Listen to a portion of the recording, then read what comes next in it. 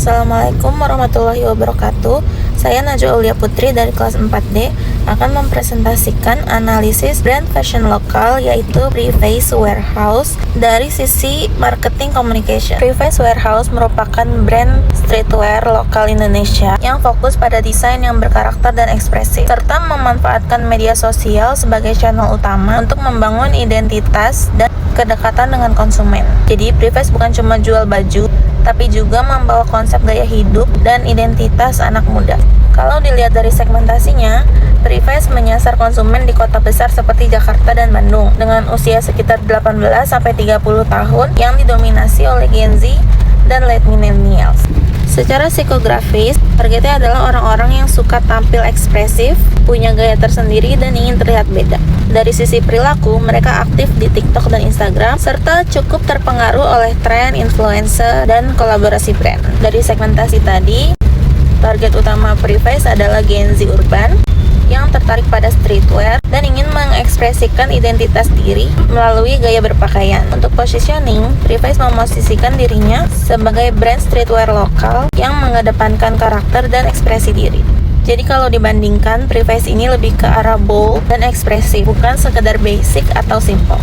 Dari sisi USP, pertama, quality. Preface sendiri punya desain yang cukup unik dan berkarakter, jadi sangat mudah untuk dikenal. Dari price, mereka ada di kategori mid sampai high, sesuai dengan positioning sebagai brand lokal yang premium. Dari speed, Preface menggunakan sistem limited drop, di produknya tidak selalu tersedia atau terasa lebih eksklusif.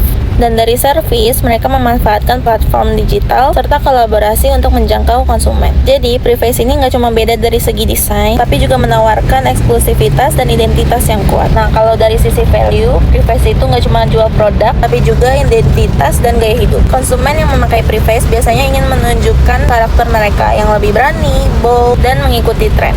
Selain itu, karena banyak dipakai influencer dan kolaborasi, ada juga faktor social validation, di mana konsumen merasa diakui dan jadi bagian dari komunitas. Jadi pembelian di sini bukan cuma soal fungsi, tapi juga nilai emosional dan identitas. Ini sudah masuk ke konsep marketing 3.0. Selanjutnya dari sisi marketing mix, produk Preface berupa hoodie, jaket, dan graphic wear dengan desain yang kuat. Dari price, mereka berada di kategori premium lokal. Untuk place-nya, mereka lebih banyak di online, seperti Instagram atau marketplace, dan dari promotion mereka mengandalkan influencer, social media, dan juga kolaborasi. Selanjutnya adalah promosi kolaborasi. Salah satu strategi promosi yang digunakan adalah kolaborasi, seperti dengan RRQ di dunia e-sport dan juga Chambray de la Fine. Kolaborasi ini membantu Preface menjangkau komunitas baru, sekaligus memperkuat image brand sebagai streetwear yang relevan dan eksklusif. Jadi mereka tidak hanya menjual produk, tetapi juga membangun koneksi dan komunitas. Kalau dianalisis, Preface menggunakan beberapa jenis promosi seperti built-in content dan product usage. Produk terlihat sering dipakai oleh influencer atau komunitas, sehingga terlihat lebih natural dan terkesan tidak hard selling.